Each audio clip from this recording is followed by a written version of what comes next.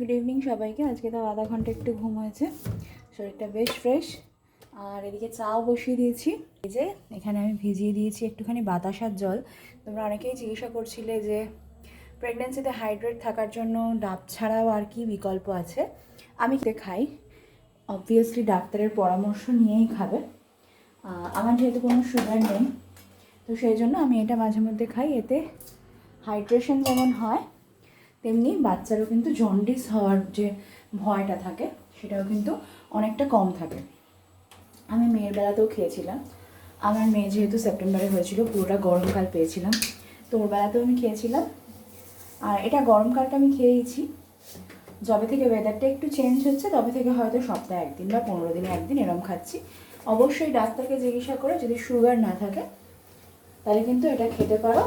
এটা কিন্তু যেমন তোমাকে হাইড্রেট রাখবে, সেরকম তোমার সন্তানকেও জন্ডিস বলো বা স্কিন ভালো থাকে, বেশ এই ধরনের কোনো রোগের থেকে সেফ রাখে। তো এটা কিন্তু ট্রাই করতে পারো। আমি এখন ভিজিয়ে রেখে দিলাম, গরমকালে ফ্রিজে রাখার প্রয়োজন পড়ে।